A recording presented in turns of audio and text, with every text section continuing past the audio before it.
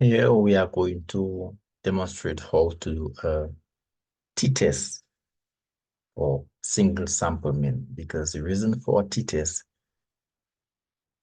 is because for this variable, which is average math score, the population standard deviation is not known. It says here very clearly, a z-test is used when we know the standard deviation of the comparison population, sigma.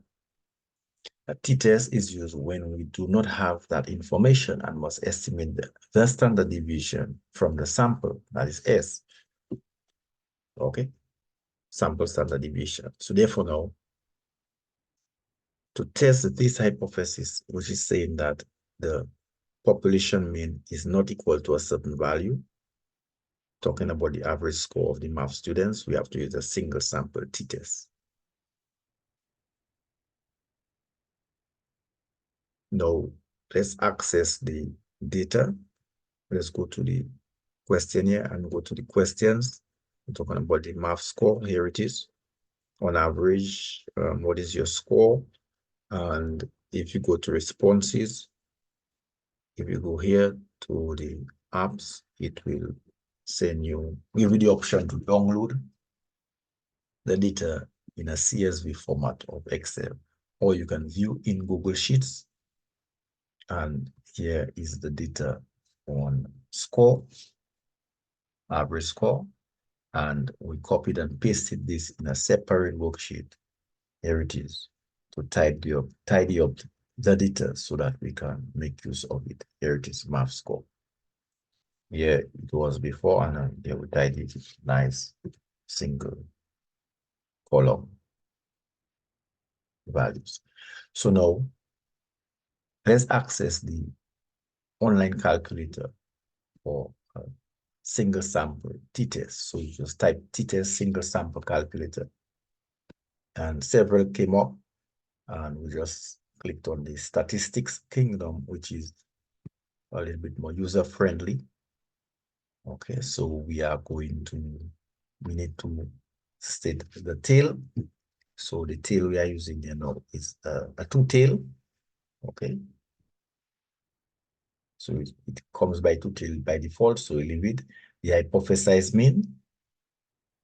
Let's take a look at the sample mean. We can easily calculate the sample mean using functions, because Google Sheets has functions right here. An average from B1 to B39 with an average of 73.5. Okay, almost 73.5%. So that's a sample mean. So the alternative is hypothesizing, and we are focusing on the alternative because the null is saying equal. Or by the way, the null can say equal for all three tails there, both right, left, and two tail. You can keep the null as equal as a trend. Okay, you don't have to say greater than or equal to, less than or equal to. You can just say equal all the way. But for two tail, it's automatically equal.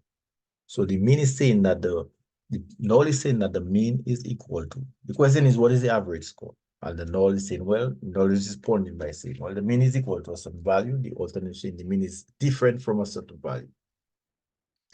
So we got 73.5. So 73.5 is different from 70, which is a value less than 73. It is different from 75. So you can choose any value greater than or less than 73.5. It does not matter because you are basically saying different. Okay, so it may seem that it is different from, I was thinking of 80. I'm pretending to be a researcher. Okay, what I'm saying here is hypothetical. So I was pretending to be thinking of 80, so it's different from 80. So we can use 80 as our hypothesized mean. And we can just type it in here. It goes by with 90 by default, it appears to be. And our significance level keeps on being 0.05. And we want to exclude all outliers, extremely small, extremely large values. And we want to enter the raw data. Okay, so let's highlight the data that we clean up nicely and paste it in here. Group one, group one, we can label this. We can put the mean value instead of saying group one. We can, let's leave it as group one. Okay. Sample mean. Sample mean. In the previous videos, I did not edit it. I keep it as a group one, but we can put sample mean. Of sample mean of score.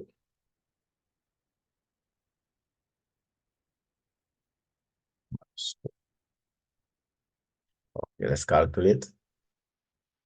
And here we have our p-value. Our p-value is very small, 0.0004, which is less than 0.05. So we are going to reject the null. Okay. It appears that as the APA style is saying, the results that of the one sample t-test indicated that there is a significant medium difference between the sample mean of math score, okay, and the population. All right. Sample mean of 73 and the population of 80. So there is a significant difference. So we can basically copy this and we will review unit 9 on hypothesis testing as to why we are rejecting the null. But in the meantime, let us state our null and our alternative. The null, the HO, that's a symbol for null, is saying that we are hypothesizing that the population mean mu, we can get mu here, special characters, appears to be equal to 80. But the alternative say, no, no, no, no, no. Okay. It appears that the mean, population mean, is not equal to 80. So we have to get the not equal symbol. Here it is. So who is correct? Let us get the decision criteria, what the judge is going to say. So we can go to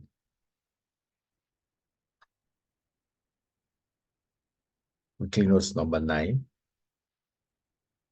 on hypothesis testing. Look at the p-value approach. You have the classical value approach. Here it is,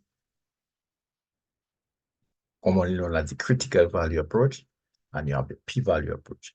So the decision criteria for probability value approach before probabilities is that you reject the null if the p-value is less than the significance level, and you do not reject the null if the p-value is greater than the significance level.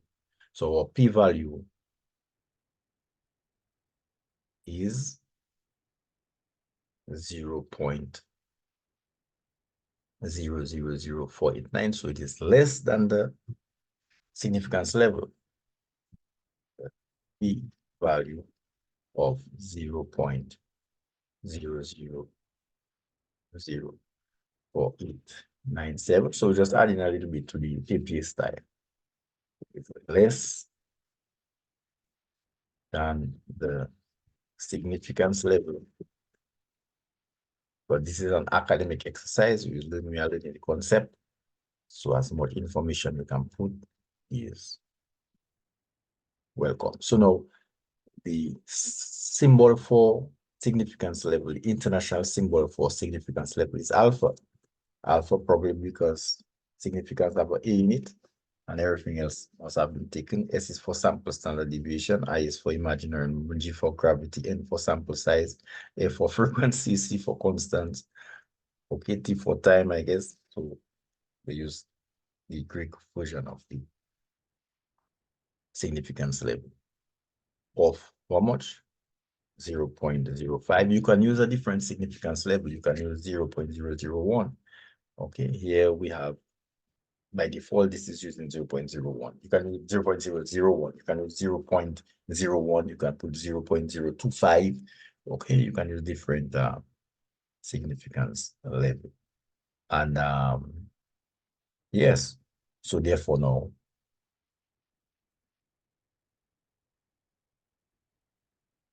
hence, we reject the null hypothesis. So this hypothesis is rejected, and we conclude that there is a significance difference between the population mean of 80 and the sample mean of 73.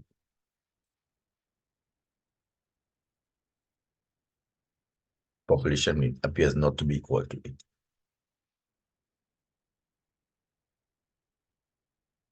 So here we have it, using an online calculator to conduct a single sample t-test.